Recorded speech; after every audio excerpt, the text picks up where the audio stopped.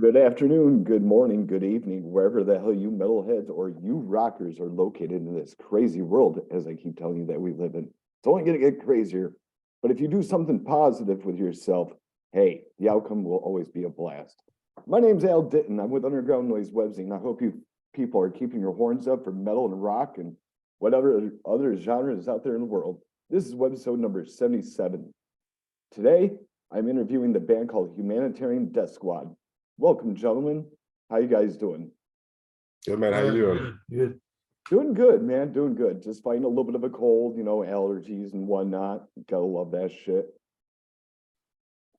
Thankfully, it's not COVID, because if it was, I wouldn't be here talking with you guys. But first off, I would like to ask you guys to introduce yourselves and tell me what you guys do in the band. Starts off. I'm Ben. I'm the bass player.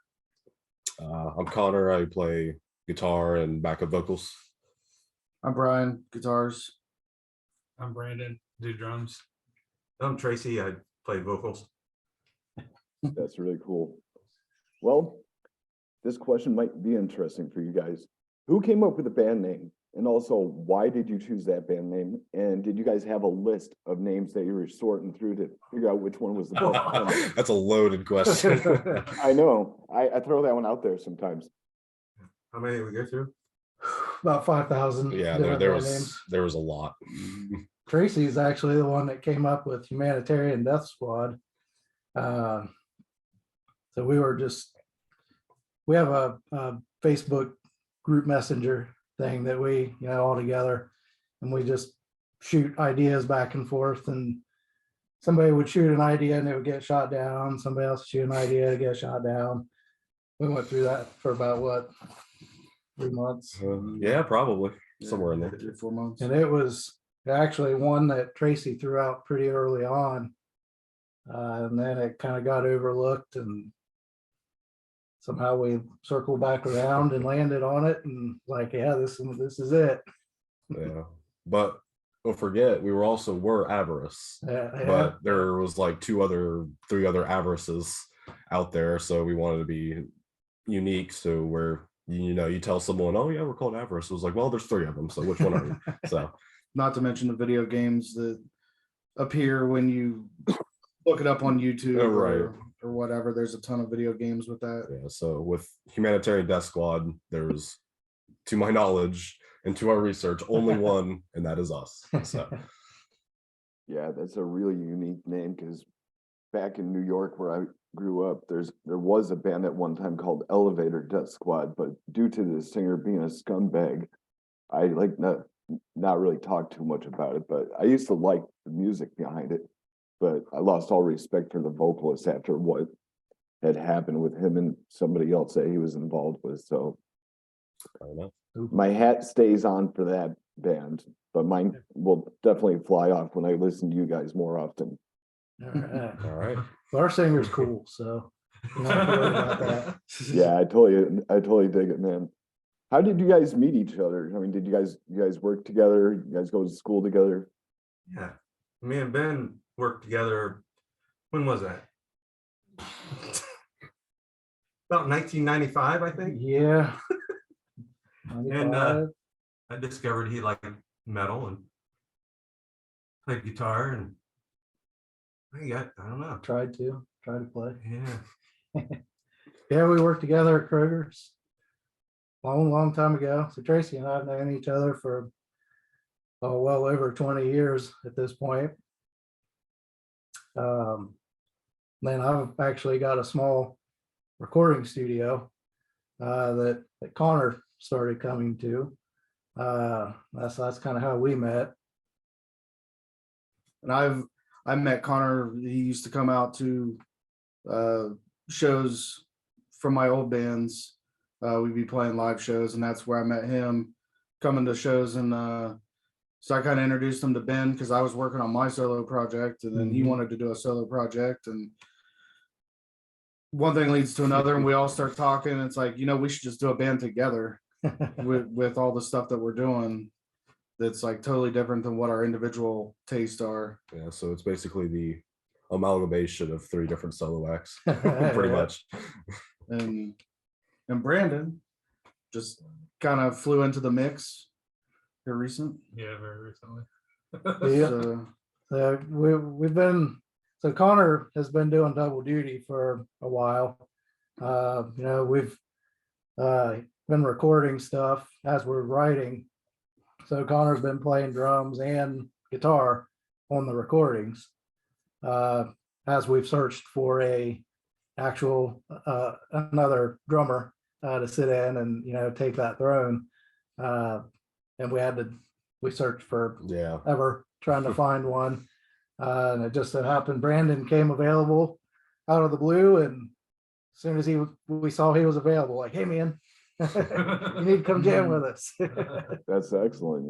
It's good to have a combination of all the elements, so you guys can combine everything and just make it your own sound. yeah. Yep. That brings me to my next question for you guys, Brandon, especially. What type of musical gear do you like to use to produce your sound? Like what kind of drums, what kind of guitars? You mean me? I mean, I prefer like what brands or Yeah, do you like Tama, say Oh, yeah, Mapex? I like Pearl a lot. I definitely like PDP and DW, but I use a Pearl. Let's see, I gotta think of the it's Pearl Decade Maple is what I got. I use that and some Sabian cymbals. I got a few Zildjian cymbals as well, but yeah, that's pretty much it. How about the rest of you guys? What kind of musical gear do you guys like using? I like anything that I can't afford and I have to put myself in debt to get. That's right up my alley. Yeah.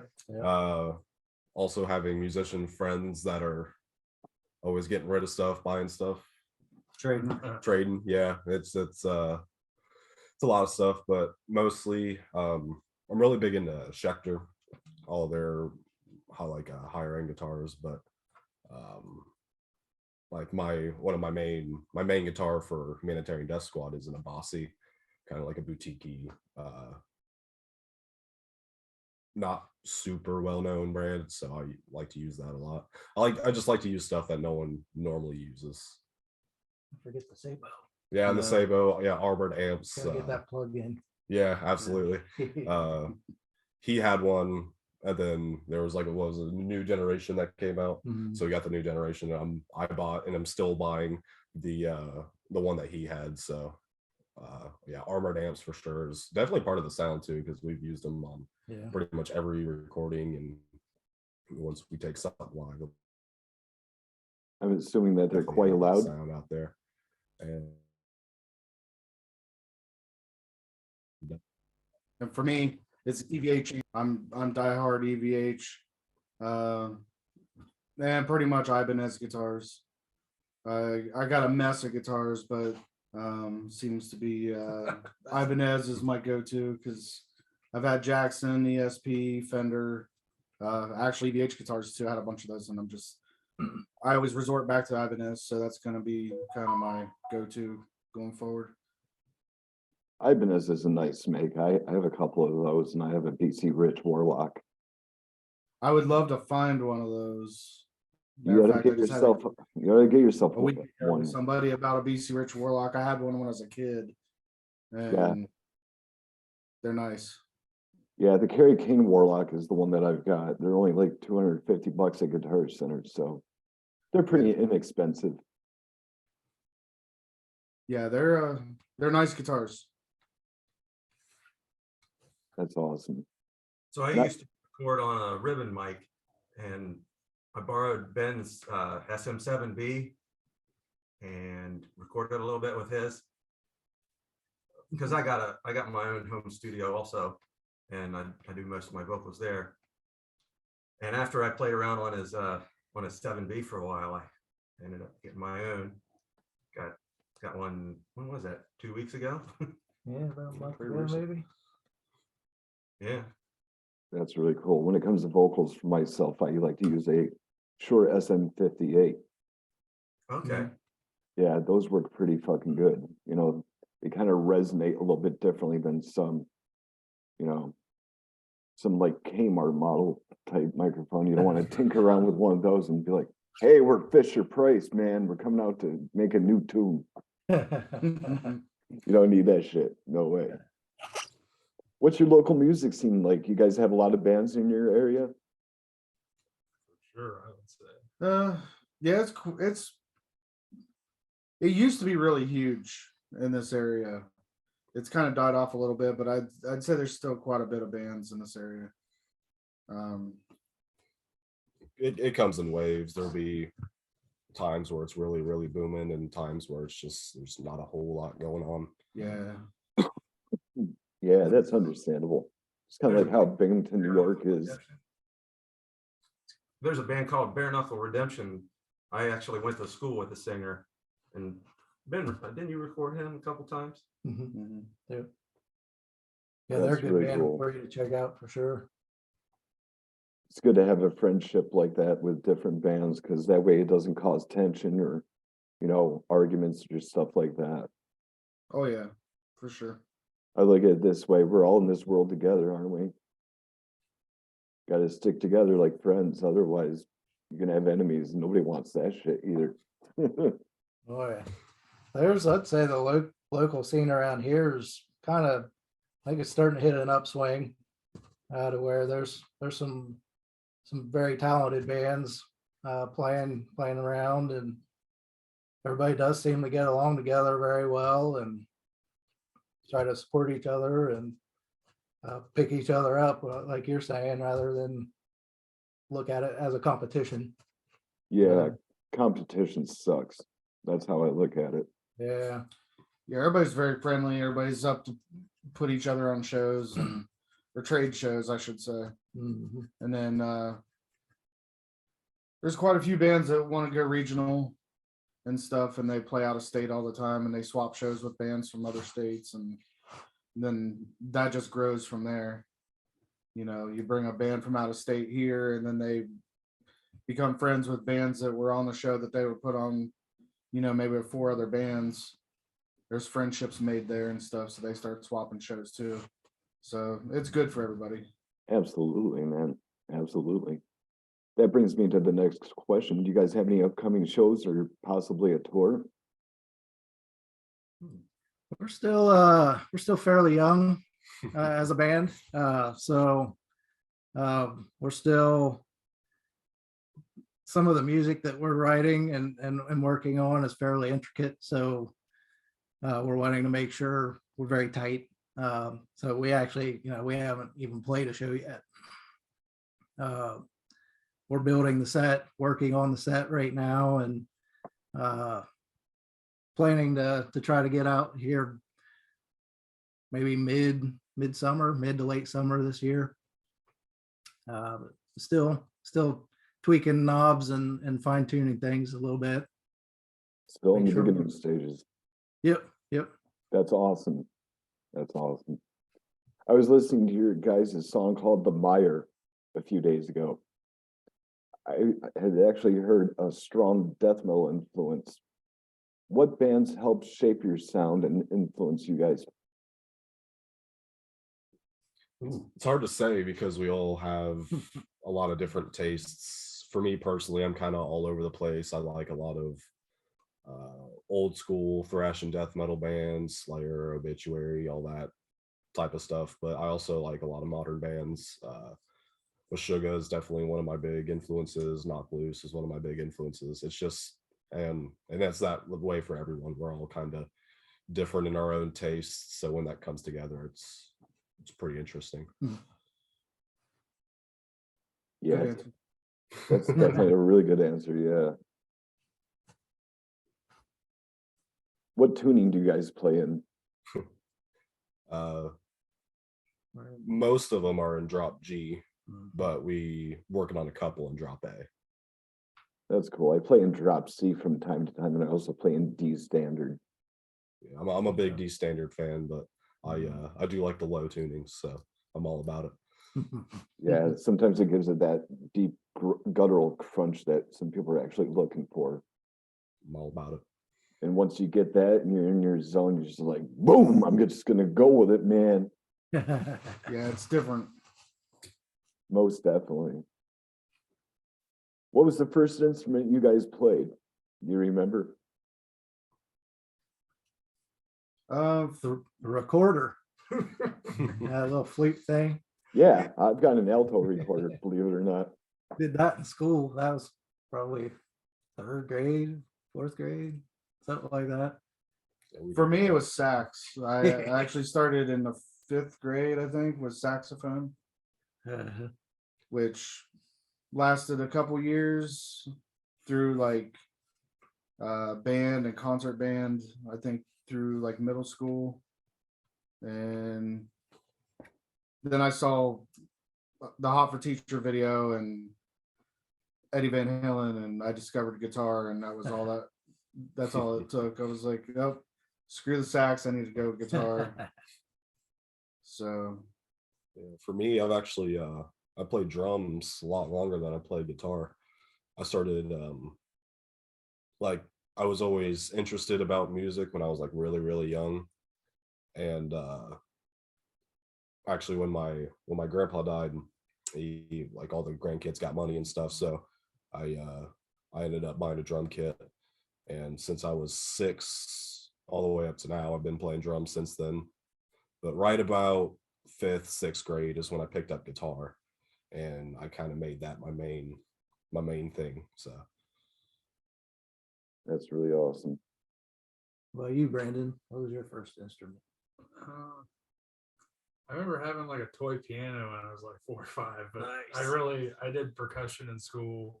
I was in marching band, played everything in the drum line. That's pretty much. I also picked up guitar around 13 or so. I'm decent as a rhythm guitar player, but yeah. That's really awesome. You know, my first instrument was a recorder, then I went to clarinet, and then I started playing guitar after that. I actually Yeah. play clarinet in the school band, clarinet and bass clarinet. Yeah, that must have been something. You think if you guys picked up the clarinet and the saxophone, you guys be able to play it again? no.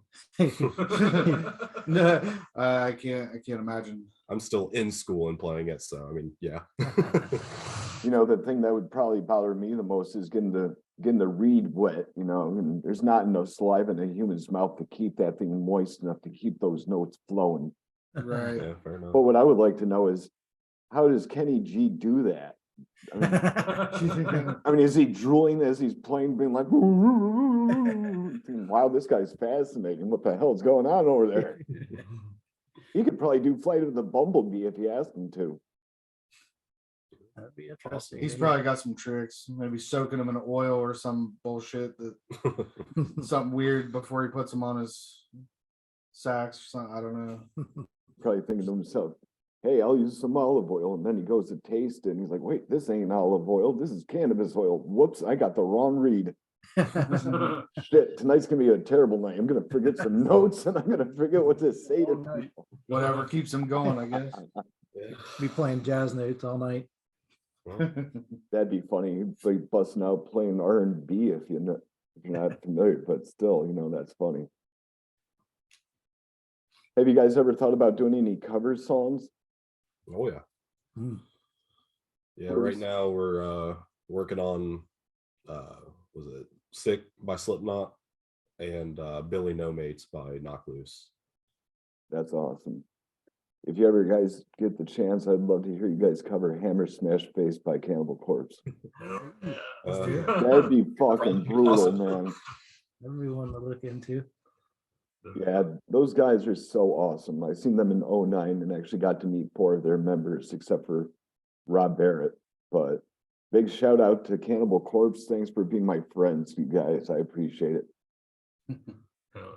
And you guys as well. Thanks for reaching out. I'm glad I could reach out to you guys. I seen your sponsored ad on Facebook. That's why I hit you guys up. Okay. That's usually how I find certain bands that I'm looking to talk to. And also I've got a couple of promoters. I got one in Baltimore, Maryland, then I got one over in Italy. So it really helps out a lot. Yeah. Throwing different bands at me.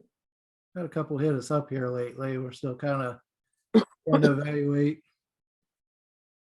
who they are and what they can do, and are we ready for that and all that good kind of stuff. And you guys are located over there in Ohio, correct? Yeah. Mhm. Whereabouts, actually? We're a little east of Columbus. We're all a little scattered though. Yeah. Yeah. I lived in Coshocton for a while. That's why I asked if you guys know where Okay. Coshocton County is. Yeah. It's not far from here, ain't it? Yeah, that's about 30 minutes east of here. Yep. I used to live out there a few years back, and then I moved back to my parents in New York, and now I'm here in Macon, Georgia.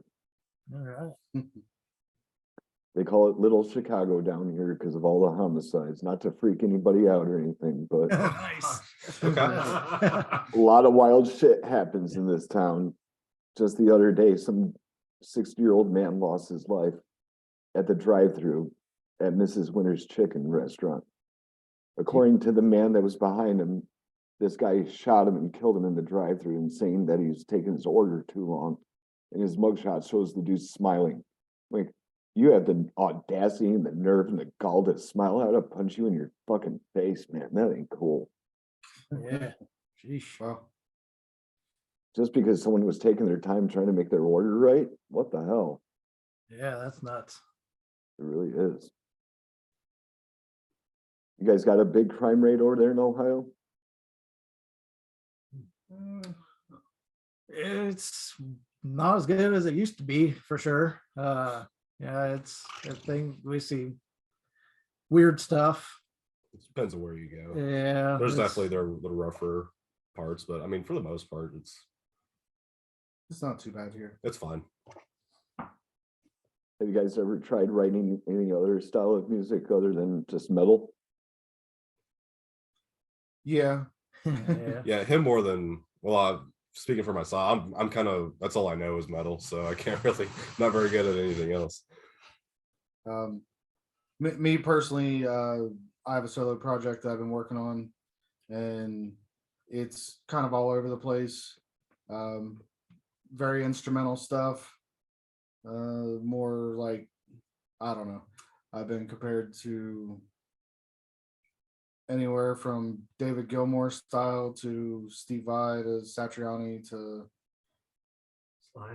Slash. It's all over the place. So a lot of it's very melodic, very mellow. But then there's the metal stuff on the other hand. It's kind of Pantera-ish and Slayery sounding stuff. You know, So, speaking of Pantera, how do you guys feel about Pantera getting back together? Since they don't have the two brothers in the band anymore since they passed I'm away. against it, but I'll be first in line to go see him. So Fair enough. They just get kicked off the tour. Mhm. there's They- a couple they festivals. lost a couple dates. Yeah. Personally, I'm a huge Charlie Benante fan, so I would love to see it just to see Charlie play, but I would definitely go see it. I'm not against it. I'm going to see it. It's a tribute show. Every got clip I've tickets. seen so far is pretty awesome. They've definitely done those roles justice. I mean, Zach Wilde is still Zach Wilde, but Charlie, you really, all the clips I've seen, you can't tell the difference between Vinny and Charlie. They've really done their homework with getting the exact drum kit, the exact woods, everything custom made for that tour. So That's pretty impressive. yeah, I would Yeah. definitely see it. I've never seen Pantera live, but I've thought about it a few times. I saw him back in the day. It I was saw him, was it 97, 96 maybe? Whenever the, what was that tour? Far Beyond Driven tour? I saw him on the Far Beyond Driven tour. Yeah, they're pretty amazing. I wasn't born yet. Must I have don't been one remember hell of a what- night. I don't remember what tour it was, but I saw him at Riverbend, Cincinnati. Would have been 90, I think it was 96, 97. It probably was far beyond. Might have been Far Beyond. Dude. Then I'm going to see him in Detroit in November. So we'll see how that goes. Well, my hat's off to you, man. Have a good time, stay safe, and don't take any wooden nickels. No. You know, I say that to people sometimes, and sometimes I'll hear from some people that are like, if I do, I'm gonna just throw them in the fireplace. I'm like, that's where they belong. Yeah, oh, yeah. This is a question for the vocalist. How do you sustain your energy while you're doing your vocals? Like, I know staying hydrated is important, Yeah. but also, are there any tips you could give somebody that's just starting out with, you know, say extreme metal vocals like growling or say screaming? Warm up properly. Take your time. Don't get into it too fast or you'll be done real quick. That's some excellent advice. Yeah. How about the rest of you guys? How do you guys sustain your energy while you're playing your instruments? I don't move much, so it's pretty easy that way. Drink a lot of water, drink a lot of fluids. So stretching is pretty important. I guess. Stretching is very important Getting before everything shows. stretched out and Carbohydrates. Yeah, having a proper diet before. yeah, when you're actively playing shows a lot of people have their own little rituals that they do before shows. Yeah, definitely stay moving. When I'm at a point where I'm playing shows a lot, I usually not very, how do I want to put it, not as lazy as I would be now. I haven't played shows in a while, so it's been pretty lazy. Yeah, it's hard to stay active. Pretty active. That way, you know, you're always moving. Keep your energy. Absolutely. How about you, Brandon? How do you sustain your energy, dude? Yeah, I mean, definitely a lot of hydration. Making sure I take a multivitamin every day. I mean, if it's crazy hot out and I'm sweating a lot, like even before I'm even gonna play, I'll be taking like vitamin water, what's that stuff called? I think that's what it is. Or liquid IV. Sorry, not vitamin water. Liquid IV. That stuff helps a lot. Hydrate. Sometimes I have to have a protein shake after a show. I'll get wicked cramps sometimes, and that stuff really helps. But that's pretty much stretching. Definitely, that's really important before and after. Yeah, it's a very physical thing what I do. It's not too far off an athlete, but I'm definitely not an athlete. Hey, it's good to stay active, you know, because when you keep an active brain, I mean, it just helps you with more ideas down the road, most definitely. For sure. Because once you hear something, don't hesitate. Just go with it and keep with it, and you'll have something by the end of the week. Well, guys, I'm almost out of time tonight with you. What would you like to say to your followers on Facebook and other social media? We're trying. Be patient. We want to get out there. We want to play shows. We want to release music and be present and do all that. So, but We're doing the work. we're doing it. Like we might not see a lot of it, but we're definitely pushing and doing what we can to get our product out there and perform. So that's my for the day. Yeah. We just want to make awesome. sure everything's right. We want to put out the most professional product that we possibly can. Yeah, definitely. We're not just cut throwing corners. things together just to throw things together. So Yeah, I can really dig it. Who writes the lyrics, by the way? Do you guys collaborate? That's pretty much all you though. Most of them, but here recently, you threw in a couple new lyrics. Couple lines, but for the majority of the song, he'll write it, and then I'll ask what he writes so I can write my lyrics to his. Because I'm not I've done I have another project that is just me, and for me, writing lyrics is pretty hard.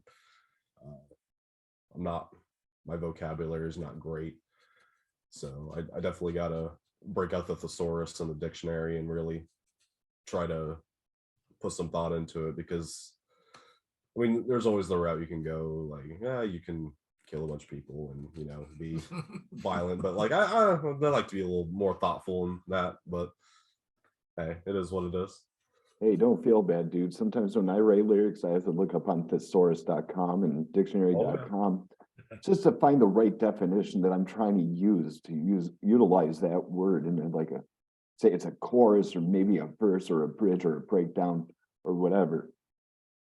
Because when it comes to a breakdown, nobody wants to hear just you know, or anything like that. They just want to hear some vocal presence, you know, some actual words. But enunciation's everything when you're screaming that deep and stuff, you know. Yeah. A lot of bands don't do that. They sound so guttural. It's like, is he actually saying something, or is he going mumbo jumbo, cookie mustard, give me cookie? I mean, my mom used to tease me when I was a kid. Yeah, shout out to my mom. She's one of my biggest supporters with my webzine. And it's funny because when I was a kid, she would always be like, why does that guy sound like Cookie Monster? I'm like, Mom, he doesn't sound anything remotely close to Cookie Monster. But a shout out to Chris Barnes. Not that I'm picking on you, Chris, but your voice sounds kind of like Cookie Monster nowadays, man. It's shot, man. It doesn't sound the same like it did in the early 90s with Cannibal. I used to love him as a vocalist. He was a beast back in the day. I don't know what happened. I have a good idea as to what happened. I think maybe the dude held in his weed hit a little too long and fucked up one of his vocal cords. Like, Yeah. Are you choking, Chris? What's going on over there? Not that I'm knocking the poor guy. I mean, I feel bad that he doesn't sound like he used to, but hey, as long as he's having fun doing what he's doing, we're all having fun doing what we're doing. Hey, keep him up, man. Yep.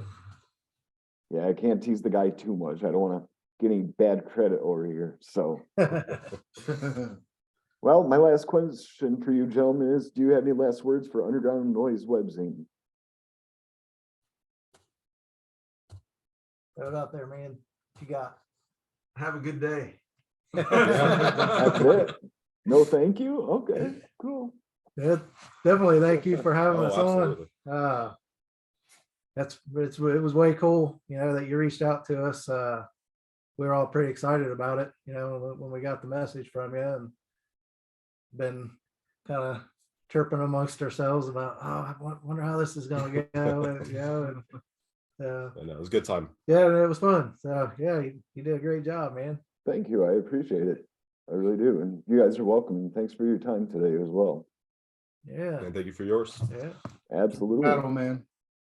Remember, people around the world, keep your horns up as the #1 thing. Support local music, support Humanitarian Death Squad, support Underground Noise Webzine, and support any music that you're into, whether it's rap, metal, rock, reggae, hip hop, whatever.